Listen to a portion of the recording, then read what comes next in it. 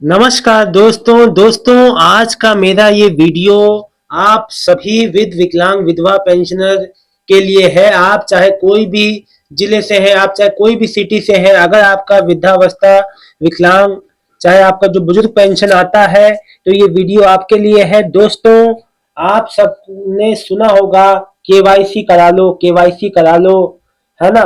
KYC आपको pension office में भी जाके कराना पड़ता है, केवाईसी बैंक में भी आपको जाके कराना पड़ता है। अच्छा, एक बात और आपको कंफ्यूजन होता होगा। अब आप ये पूछते होंगे कि आपका अगर पेंशन बंद होता है तो किस कंडीशन में आपको बैंक जाना चाहिए, किस कंडीशन में आपको पेंशन ऑफिस जाना चाहिए। ये सारी बातों का मैं कंफ्यूजन आज की वीडियो में आपको दूर कर दूंगा।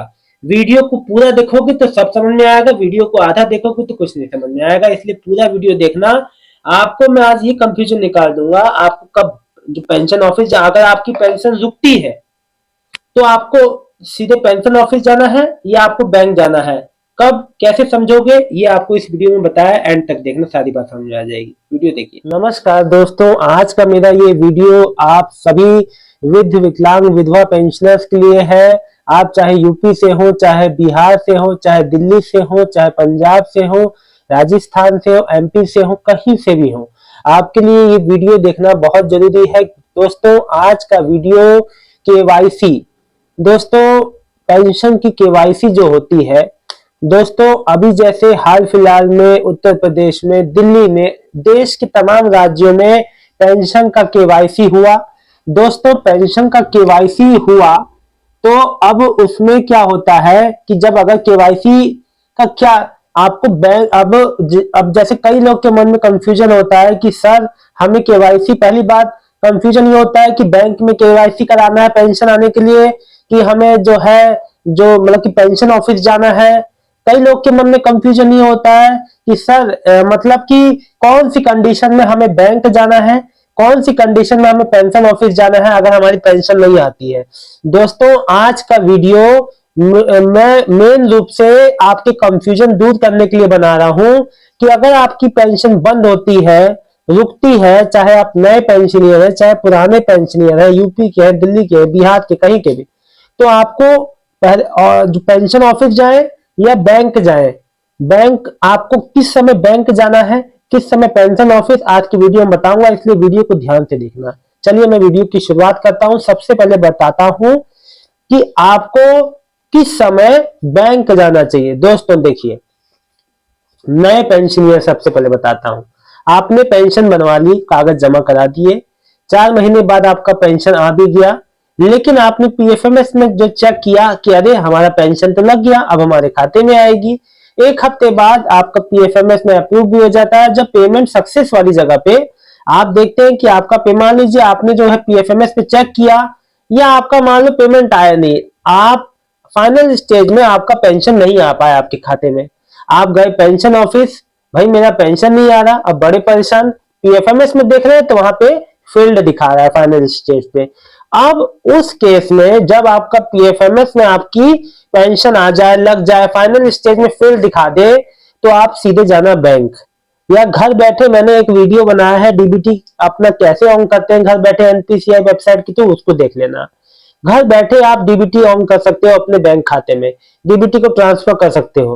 तो जब आपका पीएफएमएस में लगने के बाद, प्रोसेस होने के बाद, अप्रूव होने के बाद आपका फील्ड दिखा देता है, तब जाना बैंक में।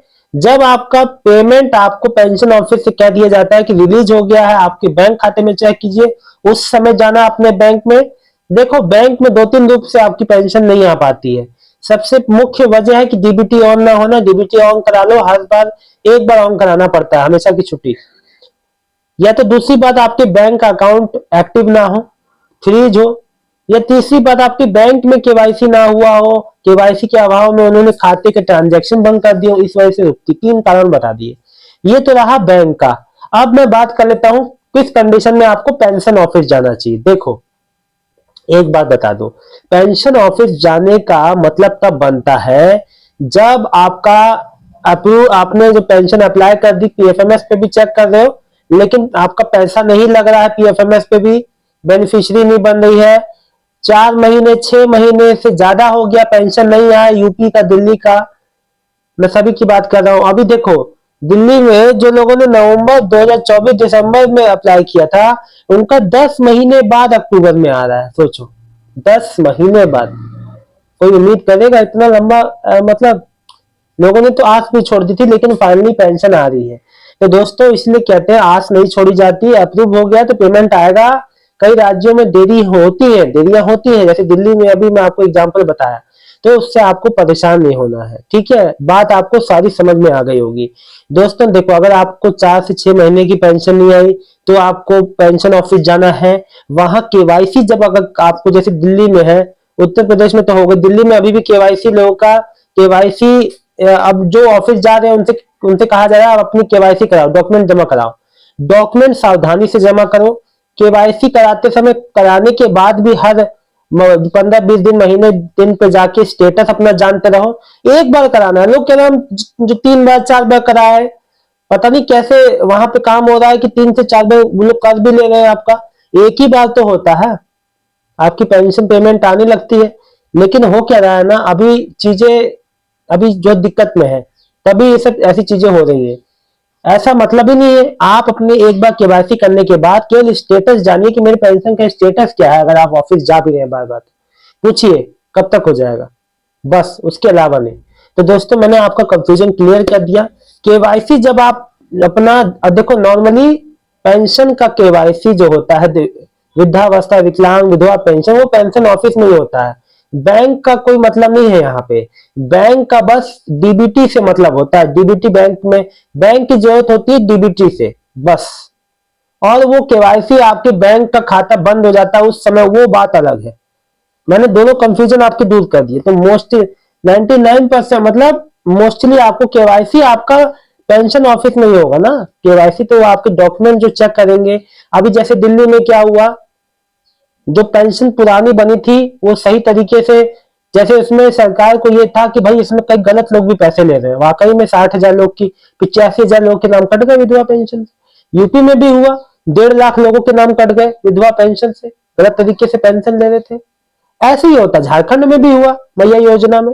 तो ये चीजें नहीं रुकती हैं, इसीलिए ये केवाईसी होती है पेंशन में। दोस्तों ये जानकारी अच्छी लगी है तो वीडियो को लाइक करके चैनल को सब्सक्राइब कर लीजिएगा।